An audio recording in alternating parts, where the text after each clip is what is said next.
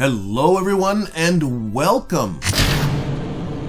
Val, Bill, and Bob here are on their way to Duna. Yes, by popular demand, this video and the next one are going to be about getting to Duna, landing, and getting ourselves back safely. So let's take a moment to talk about what is going to be happening in this video.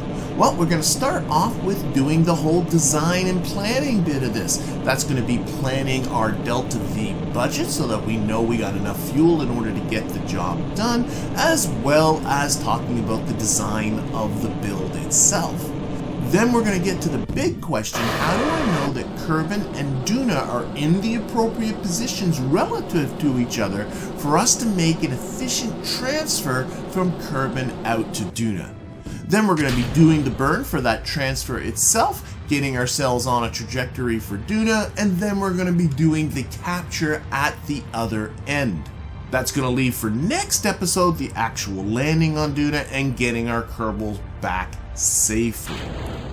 Now you might be looking at this vehicle and going, oh my gosh, this is the whole thing? And it's like, no, it's not. I am doing this Apollo style. We have a lander that this is going to dock with, and that lander had already launched previous to this one. So right now, Val, Bill, and Bob are actually on their way to rendezvous with that lander. But you know what? I really do think I'm getting ahead of myself here. Let's get back to the beginning with the planning. So what we have here is a Delta V map that I have pulled out a few times in the past, and if you're unfamiliar with how to use Delta V maps like this one, I do have a video that is devoted to the topic, and if you want access to this particular Delta V map, I do have a link to it down there in the description. But why don't we get started? So I'm going to start in low Kerbin orbit, and remember how this works. All you have to do is pick the path to your target, adding up the numbers along the way, and these numbers represent the Delta V costs of making these particular maneuvers. So we start with 930 meters per second, which is what we need to exit Kerbin's SOI, and then we have a lot of paths to choose from, and from there what we need to do is pick our path to Duna, which is appropriately the red one, and if we follow that line up, we see a further 130 meters per second to get our Duna encounter. Now, above the 130, you will see this 10. This is because Duna's orbit is a little bit inclined, so we're very likely to have to make a bit of a plane change because we will be leaving from an equatorial parking orbit around Kerbin. Now, next we come to this 250 meters per second for us to get our capture about Duna, and then you can see we got a bit of a fork in the road here. We can continue on to Duna, or we can head off towards Ike. Ike is an interesting target in of itself. In fact, it is an actually easier target to land on than Duna is, but we're going to stay focused. We're going to aim straight for Duna. So our next number here is 360 meters per second to get a 60-kilometer circular orbit about Duna.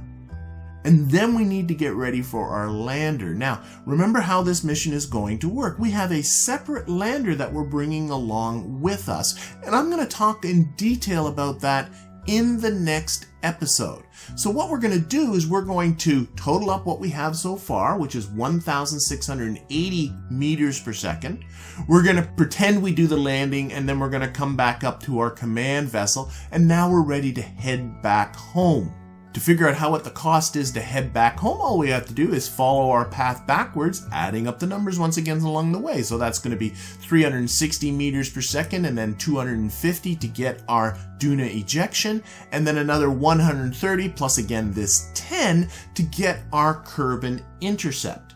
At this point, it's pretty easy for us to put our periapsis down into Kerbin's atmosphere and use atmospheric drag to slow our craft down safely down to the surface, just like we did coming back from the moon or coming back from Minmus. So if we total this all up, that comes out to be 2,430 meters per second. So let's very quickly just go over this build. Don't forget to build these things in the structure in which you plan to make your mission in. You can see here we're going for kind of an Apollo style with a separate lander that we're going to bring with us, and then sort of a command vessel that will be the vessel that will be doing most of the leg work here. and it comfortably has the delta V required to get the job done. But right now, why don't we get rid of the lander, which again we'll take a closer look at next episode, and zoom in on some of the features here on this command vessel. We can see at the top here we have the Mark 1-3 command pod with a heat shield and a decoupler and a parachute. We're just going to descend back down to the surface the easy way, using Kerbin to slow us down rather than depending upon putting ourselves into an orbit of Kerbin. I also put on a hitchhiker can for an extra crew capacity of 4, even though I plan on only sending 3 Kerbals there. This isn't necessary within the game, but oh my gosh, these folks are going to be in here. This is their home for months. We need to give them a little bit of space to live, and I also added in a fair amount of equipment, including a healthy selection of repair kits in case things go astray.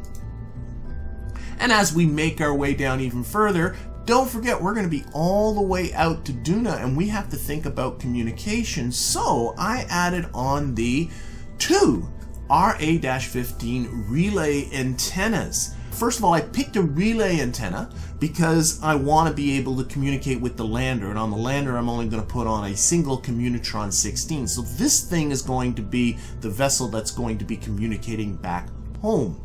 So that's why it's got a relay antenna. How did I choose the RA-15? Well, I do have a video on how to calculate antenna ranges and signal strengths if you want to check that out.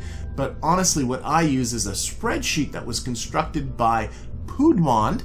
It's an amazing spreadsheet. He did a much better job than I ever could have done, so I just simply use his spreadsheet and he made it publicly available, and the link is down there in the description if you want to take a look at it. But these 2 relay antennas should be able to communicate back to Kerbin with a reasonable signal strength and be able to transfer that signal onto our lander when the lander separates from this vehicle.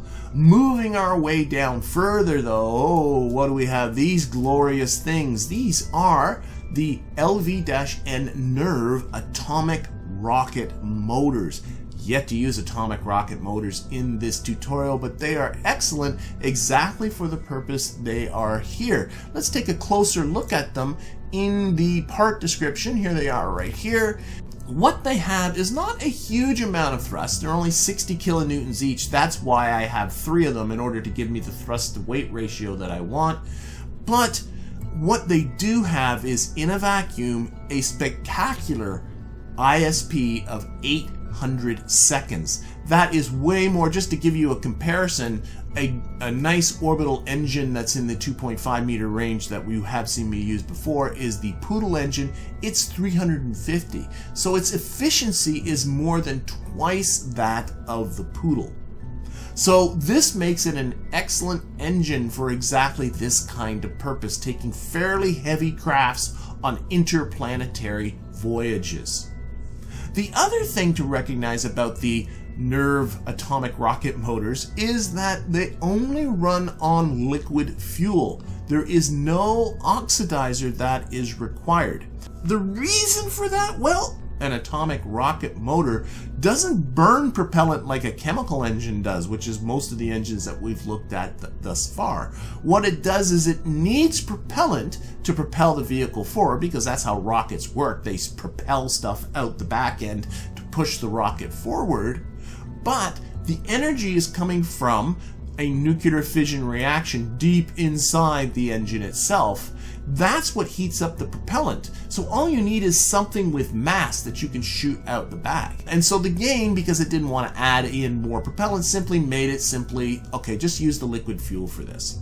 The long and short of it is, this vessel doesn't need any oxidizer, so it just has these simple liquid fuel tanks. These are the Mark 1- tanks that you often use for planes that only contain liquid fuel. You're free to use other types of tanks, but just don't forget to take the oxidizer out. It's serving no purpose, and all it's going to do is add mass to your vessel and make it less efficient for you. Of course, this thing needs to still get into orbit, so we need to build a booster for it.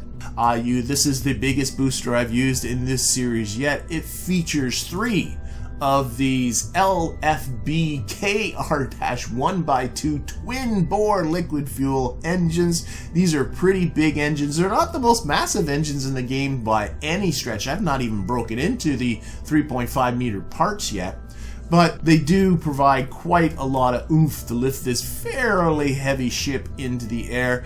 But although this thing is bigger, it really isn't constructed in any other way that you have not seen before in my previous rocket building videos.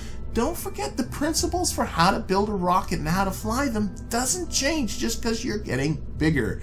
All it does is just become more and more spectacular. The one thing that can happen as your rockets get bigger, though, is that they have more of a tendency to get wonky and wobbly on you. So don't forget the strutting. There is lots of physical strutting in here.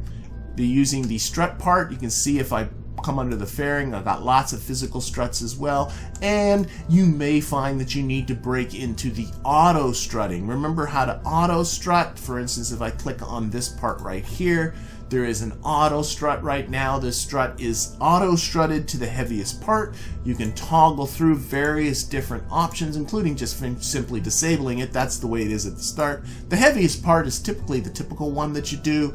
And what it does is it creates sort of a virtual strut between that part you just clicked on and whatever the heaviest part is on the rocket, and that really does help to stiffen the rocket up.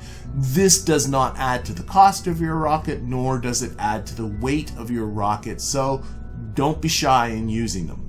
The only other thing I had to do is get a little bit creative in how I connected the vessel onto the booster because of these three engines coming off of the bottom. So I built myself a little bit of a tower here. I put in a probe body so I can actually use this booster. You'll see how that's going to work in just a moment. But I built myself a little tower with the decoupler on the top and having it attached at the bottom of the rocket here. Otherwise, nothing here that you've not seen before.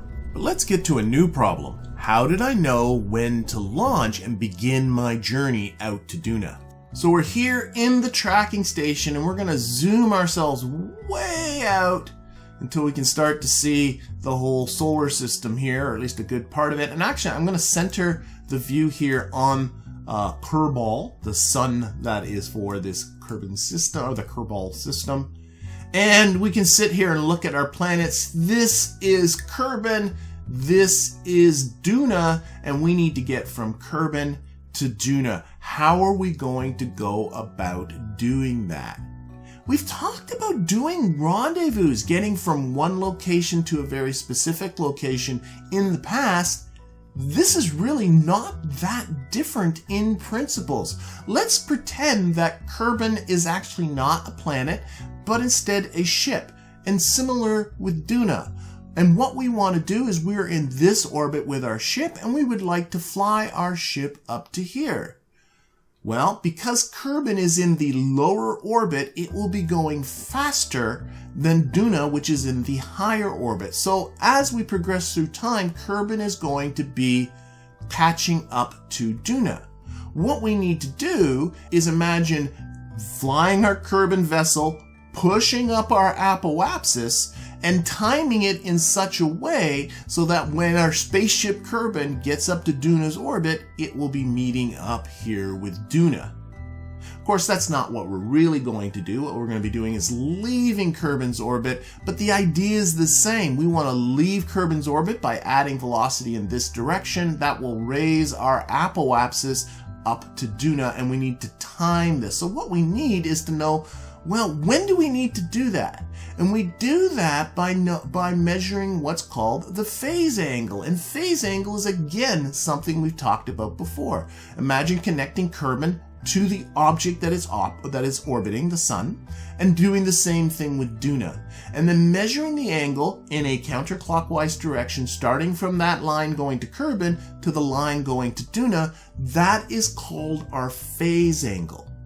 Now, I went and did a bunch of calculating for you and actually worked out the phase angles that we need for any of the planets. Here they are right here. And the phase angle we're looking at right now is this 44 degrees to get ourselves to Duna.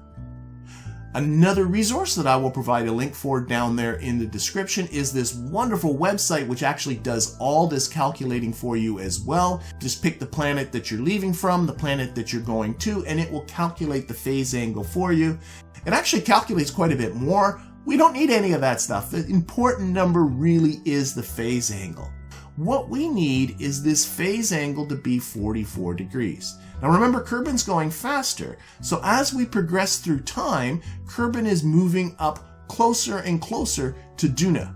This phase angle is going to keep getting smaller. Now right now, if we take a look at it, this is pretty close to 90 degrees. So what I'm going to do is I'm going to do a little bit of time warping until the angle is looking like it's approaching 44 degrees. Now, err on the side of stopping your time warp early. In fact, I would kind of recommend doing a save at this point so that if you mess this up, you can go back, because it really is easy to time warp too far. So let's start doing some time warping. So we're at full time warp here, and you can see Kerbin is catching up to Duna. And I like to sort of rotate my view so that Kerbin's kind of on a parallel line. It makes me easier to estimate this angle. Maybe that angle's getting close to around 60. I'm going to show you a trick on how you can measure that angle more precisely in just a little bit. Again, let's turn this. There's Kerbin, there's Duna. Again, 44 degrees is the angle that we are. It's still more than 44 degrees, but I don't think it's much more than 44 degrees. So this is where I stopped and launched my first vessel, which is the lander. This, of course, went up uncrewed. The crew came up in the command vessel that we saw at the very beginning of this video. And as for this booster, well, it's even less to talk about because this is a booster that I've used in a previous video. I'm just reusing an old one. So all I did here was put this into a 90-kilometer circular orbit where it's going to sit and wait for the crew to come up and dock with it. But why don't I show you the trick that I used to dial that phase angle in even more precisely. We're going to scroll out here. We're going to find Duna. And we're going to select Duna as a target. Not that the lander is going there, but you'll see where this is going. So let's set this as a target. And now we'll go down here to the info that's down here in the bottom left, and we'll do the approach info for Duna. And you go, ho, we got a phase angle. It's 145 degrees about, and it's going down quite quickly. What's going on with that? Yeah, unfortunately, it would be lovely if this is the actual real phase angle from Kerbin to Duna, but in fact, let's explain what the game is doing, because this angle is a little bit messed up. It is drawing a line, or imagining a line, between our lander and the center of the body it's orbiting, which of course is Kerbin. So imagine this line here, and then extending it out infinitely, so that it's kind of just roaring off in this random, useless direction for us. And now imagine the line joining Duna to the sun, and where those lines would meet, and it's measuring the angle right here. And that angle's completely useless to us. So you might be asking yourself, well, why did I even bring this up? Well, because we can actually get a decent approximation of what the real phase angle is between Kerbin and Duna. Remember what this first line is. It's the line between the ship and the center of Kerbin. What we want is the line between Kerbin and the center of the sun. Well, if we time warp until our lander is directly opposite to the sun on Kerbin, then the line joining it through the center of Kerbin will also go right through to the center of the sun. So let's do exactly that. Now I find this works better if I put my view here on Kerbin. Now this is all dependent on how accurately can you place this ship here. So again, maybe if I put it right like that. What do you think? That's as good as I think probably this is going to be. And if we take a look at our phase angle, you can see it's changing quickly, but it's about 60 degrees. So right now, our phase angle with Duna is about 60 degrees. And of course, as the vessel keeps orbiting Kerbin, of course, this alignment is only there for a moment before it sort of starts to mess up. It's already kind of messed up as it is. But what we can do is we can keep time warping, and then every time we come around to here, we can pause and take a look at our phase angle. And we can keep doing that. In fact, you can see we're going to do it for a while. Every time our lander passes this mid-terminator point, and you're going to have to keep rotating to keep the sun straight ahead of you, that is what our phase angle is. And yeah, this is a bit of a pain. It would be nice if the game gave us some way to measure this phase angle directly. And if you found that way and you know what it is, please let me know. But I couldn't think of a way to do this short of getting into mods and stuff that actually will measure this stuff for you. But the thing is, I do want to keep this series mod free. Cut it. Okay, our phase angle's pretty darn close to the right spot. Which finally brings us to the beginning of this video and the launch of the command ship and its docking with the lander. And with that all done, well, now let's set up our rendezvous with Duna. So we're going to scroll all the way out. We're going to once again, for the last time, select Duna as our target. And we're not going to worry about phase angles or ejection angles or any of that kind of stuff. Here are the basic things you've got to remember. Number one, get yourself into approximately the right phase angle, but again, err on the side of stopping your time warping early. Next, recognize that which direction do you need to go to get out to Duna. Again, pretend that Kerbin is your spaceship, right? Imagine that you're in the spaceship in this orbit and you would like to rendezvous with something in this orbit. Well, what you need to do is you need to raise your apoapsis up in order to intersect with Duna's orbit. And you raise your apoapsis up, of course, by burning prograde. But we need to burn prograde relative to Kerbin's motion around the sun. So what we need to do is we need to exit Kerbin's SOI with extra velocity in this direction here. Kerbin's prograde direction, Kerbin is rotating around in this direction. If we turn it like this from left to right, we need to exit Kerbin's SOI going towards the right here. Well, let's scroll on in. How do we end up doing that? Well, we end up doing that by pushing out this side of our orbit out in this direction. So we need to put our burn right over here to push out this side of our apoapsis, roughly. Now, as I'm pushing this out, here's a useful tip to just kind of remember. If you're going towards the outer planets, you're going to be ejecting yourself so that you'll be traveling across the night side of Kerbin, because this direction here is Kerbin's prograde direction around the sun. If you were going towards the more inward planets, that would be Eve or Moho, you would be putting your burn here and ejecting yourself across the day side of Kerbin. So if you can remember that, outer planets, you're going across the night side. Inner planets, you're going to be going across, ejecting across the day side. If you can remember that stuff, don't worry about ejection angles and all that kind of stuff. Okay, let's put some prograde on this and get it out there. That's good enough for now. We're just doing this approximately. Let's take a look at the maneuver. We've put in about 854. Oh, we are intersecting with the moon. For the very, very clever and advanced among you, you actually can use this to your advantage. But for this tutorial, all I'm going to do is go over here and hop ahead orbits until the moon is no longer in our way. The exact timing of this ejection isn't critical. Okay, let's give ourselves some more prograde until we are outside of Kerbin's SOI. There we go. Let's get ourselves out here, take a look at our apoapsis, and we can see that we're not nearly burning enough, right? Remember, we need to raise this up to Duna's orbit. So what I'm going to do, I'll get up the scale here quite a bit, is start to add in until we're very close to Duna's orbit. Now, I didn't tweak this in all that precisely as far as the timing of exactly where I need to do this when I'm on my orbit around Kerbin. That's what we call the ejection angle.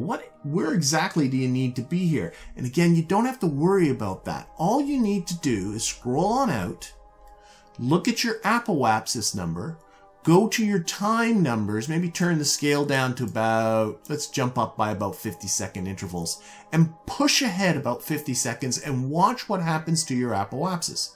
Push ahead 50 seconds, my apoapsis went up. That means that this is a better, more efficient place for me to do the burn. We push ahead again, and it's gone up again. We keep doing this until we get that apoapsis as high as we can, simply by adjusting the timing. And I can see now I'm actually coming a little bit too far, so I'm going to bring my apoapsis downwards. Again, the idea here is just to be intersecting with Duna's orbit. So right now we got our apoapsis intersecting with Duna. We've got our timing set up so that we are ejecting at the right angle without ever having to think about these ejection angles or anything like that. You can see actually now that we've got it all set up how we are leaving Kerbin's SOI right along Kerbin's orbit about the sun. But as you can see, our encounter with Duna isn't quite there. We're missing Duna by, look at that, about 2.6 million kilometers. That's because, again, remember that we stopped short when it came to our phase angle. We did that on purpose because this burn needs to be further in the future in order for us to get our intercept. And it's really easy to simply hop ahead orbits and keep doing it, and noticing with each orbit we hop ahead how that closest approach is getting closer and closer. Now I stopped quite a bit early because I was doing this and being cautious. Depending on how accurately you want to go, you can keep, you can get yourself closer to the proper phase angle with the inclusion of mods. They can help you dial this in a little bit more quickly. You're also going to find as you go ahead in orbit, you're going to have to keep adjusting the precise timing as you do this. You'll also probably find you'll have to adjust the prograde retrograde part because Duna's orbit is slightly elliptical. But after not too much playing around, you should be finding yourself closing in on this. Adjusting the timing again to keep that apoapsis high. Oh, there it is. There is our intercept. Now, how much of this you want to play with is completely up to you. But this is the point where I stopped advancing orbits. Of course, you still have to tweak your closest approach, just like you do when you go to the moon and go to Minmus. You want to get as close to that target body as you can. As far as doing the ejection, again, nothing new, just like ejecting the Minmus, just like ejecting to the moon, perhaps a little bit of a longer burn, but other than that, the exact same idea. And as we're watching this, I'm going to welcome aboard the newest members of my Patreon crew, Mr. Mask, Marucho Mendez, Adam Lockhart, and Devlin McDaniels. Thank you very much to my newest patrons and of course to all of my patrons that keep me motivated to continue to produce videos like this one on a regular basis. And after this ejection, I had to make myself a small mid-course correction. I'm going for an equatorial orbit with an altitude of 70 kilometers because I know that Duna's atmosphere has a height of 50 kilometers, so I want to be a little bit above that. Then it's just traveling out to Duna and getting our capture. And again, although it takes longer, the process is still the same as what you did around the moon and what you did around Minmus. But now that we have our capture, we are ready to attempt our landing. And of course, that's going to be for the next episode. So I hope to see you for part 2 of this. We'll be landing onto the surface of Duna, getting back up to our vessel, and getting ourselves back to Kerbin. I hope to see you then.